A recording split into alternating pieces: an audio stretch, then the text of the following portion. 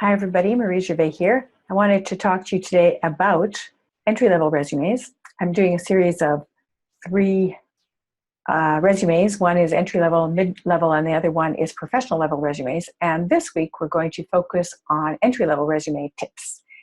And so let's get started right away and show you what this is going to be about.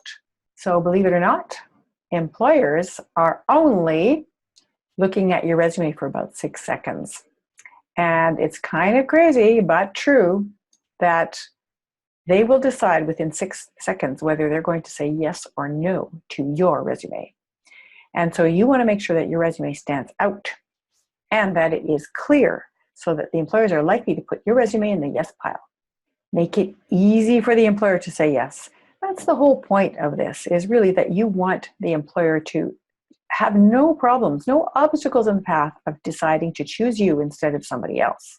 So just take a look at these two examples. The one on the bottom is kind of boring. It's a really standard looking text. It doesn't have anything in it to make it stand out. And the one on the top has a nice bold job seeker, which is where your name would go. And it's pretty clear where everything is. So it's easy for an employer to scan it within a few seconds and decide if this looks interesting or not.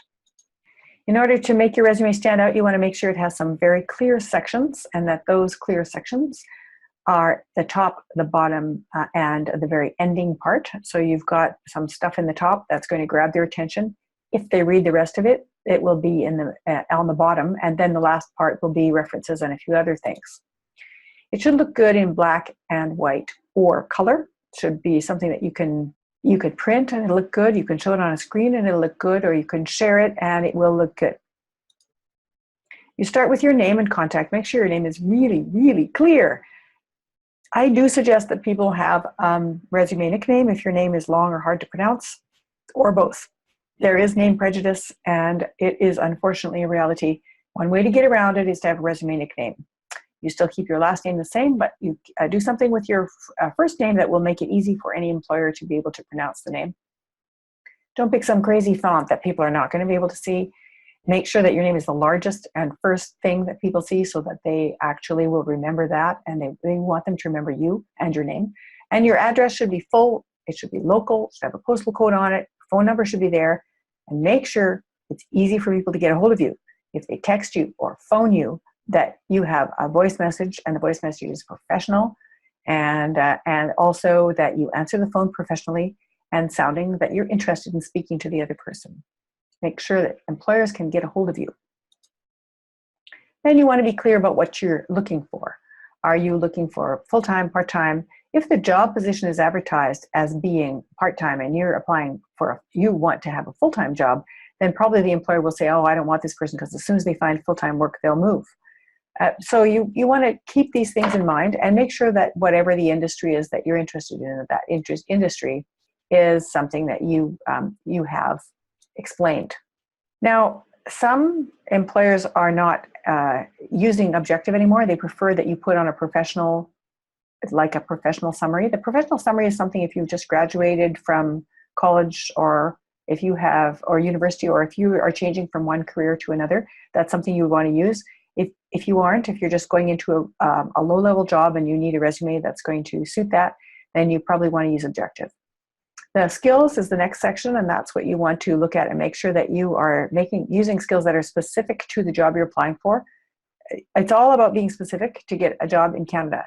You don't want to be really general. If you say, I'll do anything, or I can do this, this, this, and this, people will not be interested in you. They want to know what your specific skills are. Make sure that you explain your work experience and your job, your volunteer experience clearly. And if you are entering for the first time into the workforce and you have no job experience, you want to show what things that you have done that have given you skills. So if you're a homemaker, how did you organize your home? If you are a student, what projects and events did you participate in that show that you would be a good employee? All those kinds of things can be very helpful. Then your education and training, a lot of people make the mistake of putting that at the top. That actually should not be at the top. It's something that should come afterwards, because employers want proof that you can be a good employee and you're going to be able to do the job, and then they'll look at your education. In fact, a lot of employers don't even look at the education until after they've had the resume, or just getting ready for the interview, but after the interview, or just getting ready for the interview. So make sure that you use things that are going to show that you can do work and that you can do it well and that you're willing to learn. You can add certificates, you can add diplomas, you can add any kinds of awards that you got, and any of your interests. It's really crazy how many people get work from just their interests. So if you don't put your interests on the resume, that could be a strike against you. And I actually have gotten a couple of jobs because I used to be a clown, used to work as a clown and did clowning, and I have a certificate in clowning. So that surprisingly got me a couple of jobs. And so your interests can get jobs for you too. I talked to a young man who got the job because his employer was a hunter and a fisher, and this young man likes to go fishing, and so that's why he got the job. So you have to think about different ways that you might be able to attract a recruiter or an employer.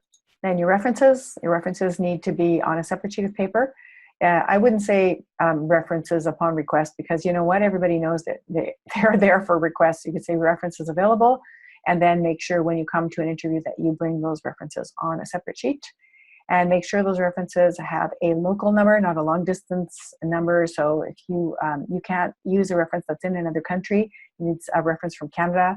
And any supervisors or volunteer colleagues, people that you worked with in anything that you've done, are likely to be able to give you a reference. And character references, you can use people who you haven't worked for. And you can also have references for people who are not Canadian. They just need to have a local Canadian address and be available on a local Canadian phone.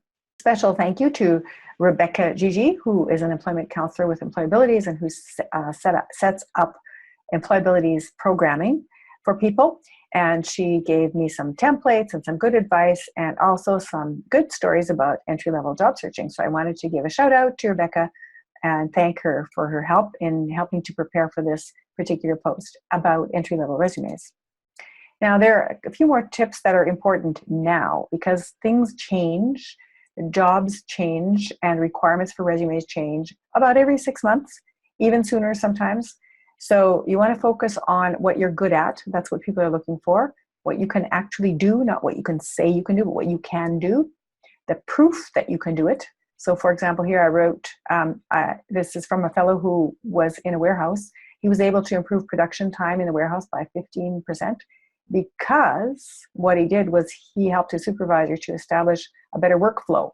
And the workflow allowed people to get around from one thing to the next without wasting time. And that increased the productivity. So that's a great thing to put because it's proof. Proof that you can do something. You have to, if you can't think of what that proof might be, you might want to talk to a friend and say, I know that I can do this. How could I prove it? And get some ideas from your friend. And the last thing is future skills. 50% of the jobs we're doing now will be obsolete in the next 5 years. So how are you going to learn to do the new stuff? Can you learn things? Are you learning new things? Are you teachable? I've had quite a few employers complain to me that the reasons that they've let employees go was because they were not teachable. That meant that they would refuse to do something, or they wouldn't learn something, or they couldn't learn something, and so they couldn't keep them. So make sure you are a teachable employee. And here are some other sites that you can go to find out some useful stuff. I like the website, The Balance. They have lots of really helpful things and templates. All of these have templates in them, so you can download the template and you can use it to do multiple resumes. And always check the year when you are, it's like this one says your resume in 2017, but any year that you happen to be in is the year that you check for resume tips in, and then that year, because things change and you have to make sure your resume is current. And take a peek at the 21 most valuable career skills now, because those are the things people are looking for now and will be looking for the next few years, because this is the future of work. So make sure you stay current by improving your skills all the time. And finally, if you want not just a job, but you want a career, you can come to Shift, because we do coaching. In addition to the courses we offer and all the free stuff that we offer to people, we also do career coaching. So if you want to build your career, you can sign up for 3 sessions, 3 months, or 3 seasons. And you can do that by contacting me, Marie, at Shift Workplace. You can tweet me, or you can call my office phone, and we can discuss it and see what might work for you. That is all for today. And tune in again. This is part of a series, and you might want to look at the next couple that show mid-level and professional level resumes coming up.